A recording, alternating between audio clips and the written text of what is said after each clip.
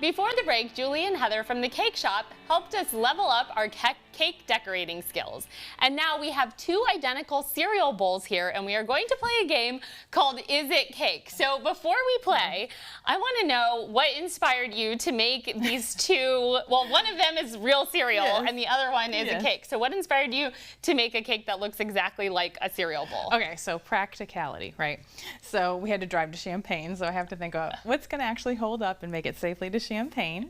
Right, but also when you're comparing it to something that's actually real, you have to kind of have it to scale so that you can throw people off. Right. And anyway, I thought that that was a reasonable one. It's cute, and yeah, so. It's really cute. And I think what we should do is we should bring back our guests from earlier, as well as Rebecca Strom, who's here for later from the library. And I want you guys all to come out here, and we are going to guess which one is the real cake before we cut into it. So look at these two, and you have to guess which one you think is cake and which one you think is a cereal bowl.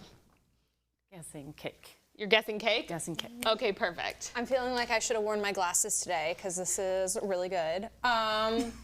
Cake. Cake? All right, so we have one vote for each. What about you? I'm going to go with her answer. I'm going to guess cake. They look exactly the same. They do look exactly the same. I think this is the cake.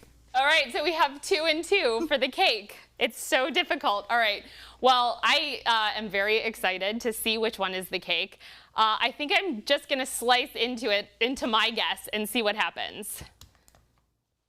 Okay, so that is obviously not the cake. Let's cut into this and see. Oh my goodness. Look at that. That one is the cake. How did you do that? This is so realistic, and it even, I feel like when I touch them, like my nails almost make the same sound on both. So come on back up here, and so this is not a Cheerio, this is frosting? Yeah. Oh my gosh. It's fondant gum paste, which is like sugar Play-Doh, but whatever. Right. You know, it's actually all handmade. So, yeah, so the bowl I actually formed over this bowl so that I could try to fool you all, so that it was the exact same shape and color. Then we just kind of cut a proper piece of cake that fits into it, and then I put some white buttercream to look like milk. Right. And then I just by hand cut it all of the Fruit Loops out, and I had to figure out to get it to look sugary. Stevia.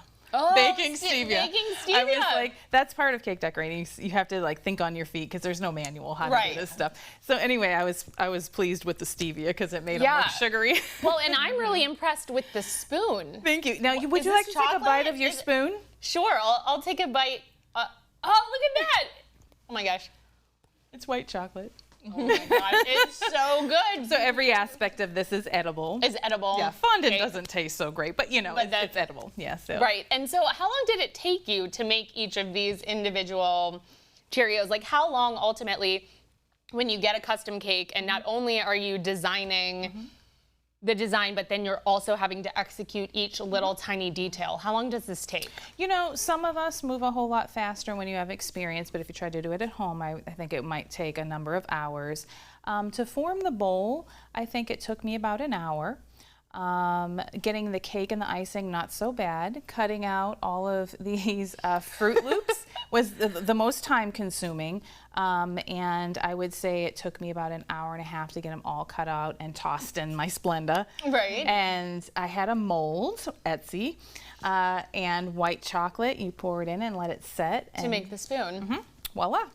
And then with the individual, how did you get the color to match? Because I know that I guess there's probably colored fondant, but is it the exact, like looking at a blue one versus a blue one? Well, you know, it's funny you say that because we have to color match things all the time. People bring us color swatches.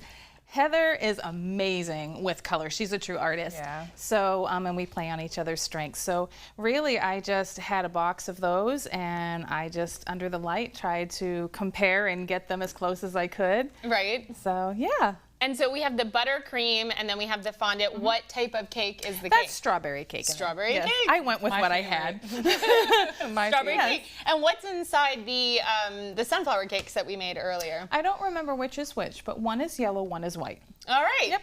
And that's, I feel like, the other really cool thing about cake is that those two cakes look identical. I'm going to give myself credit that it's perfect. Yeah, you did a good job. But ultimately, it can be a completely different flavor inside, which comes back to the Doesn't matter what customization. flavor. Yep, any flavor you want. Yep, absolutely. And you can totally do this from home with Yeah. very minimal tools. So, Right. yeah. And I feel like people should just come to the cake shop and do a cupcake tasting and Yes. get one of everything Yes, and try yes. all the different flavors. Yes, we have a lot of people that do that.